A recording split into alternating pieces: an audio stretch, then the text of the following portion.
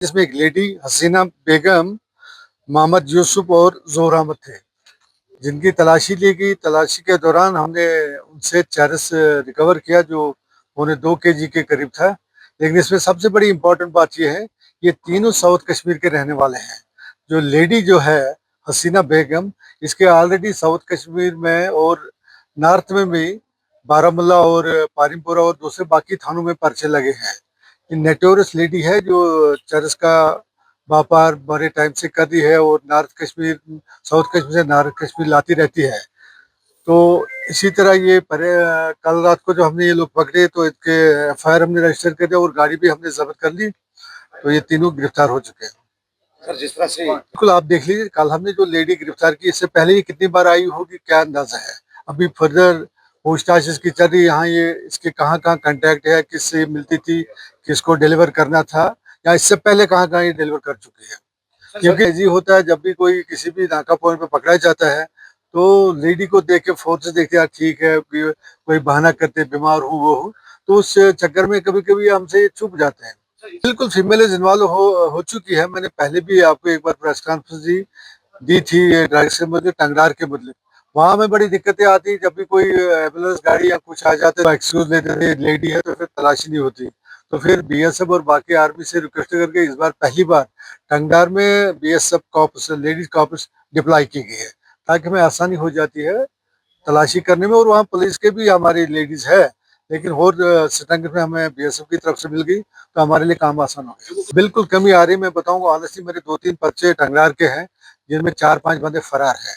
लेकिन आपके माध्यम से मैं उनको ये मैसेज पहुंचाना चाहता हूँ, तुम लोग फरार हो गए, केस चालान होगा, आपकी प्रॉपर्टी जब्त होगी। कितने हो गए, नहीं छोड़ेंगे इन लोगों को। बिल्कुल लास्ट टाइम भी आप लोगों से जब बात हुई, इंटरेक्शन हुआ था, जो भी इस धंधे में इन्वॉल्व है उनका दायरा हमने बहुत कम कर लिया है। उन्होंने जो प्रॉपर्टियां इससे रेज की है वो हम गवर्नमेंट की तहवील में लेंगे, मतलब अटैच कर लेंगे।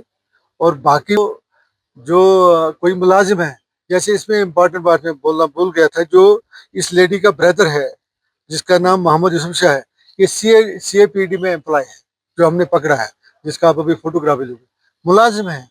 कहाँ से, कुलगाम से लेके कहाँ धंधा करने आ रहा है। तो कुपवारा की टारगेट है, साहब को लिखेंगे, इसके खिलाफ कार्रवाई की जाएगी। जो साउथ से आया है तो वो इन्वेस्टिगेशन का पार्ट है, वो देखेंगे। जब ये वहां से आए हैं तो ऑटोमेटिक यहाँ तो किसी को डिलीवर करना था, दैट इज इन्वेस्टिगेशन पार्ट।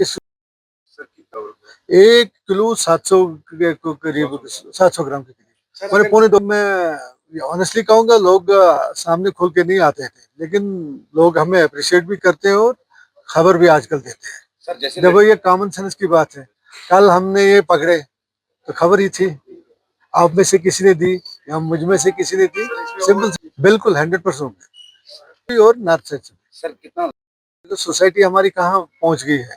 ये जो हसीना और उसका जो भाई मोहम्मद यूसुफ भाई है, और ये भी नहीं सोच रहे भाई मुलाजिम है सीएपीटी में, कहाँ लेकर और किस धंधे में इसको डाला है। खुद तो बर्बादी पहले से थी, 2-3 पर्चों में इन्वॉल्व थी, और यहाँ आके क्या कर रही थी। पहले पहले लग रहा था, लेकिन आज की डेट में नहीं है कि हमारे पास लेडी कॉप्स है और हर जगह हमारे थाने में, लाइन में, हर जगह हमारे ये है। तो अच्छी तरीके से जैसे आम बंदे से पूछताछ होती है, उनसे भी ऐसी पूछताछ। जितनी मुझे आप लोग इन्फॉर्मेशन दे दोगे, देखो मैं अपना काम करते जा रहा हूँ। ये जनरल पब्लिक डाउन, उसमें कोई डाउट ही नहीं। मैंने पिछले बार हमारे 2-3 एफआईआर लगे हैं टंगडार साइड में, नार्को टेरर वाले।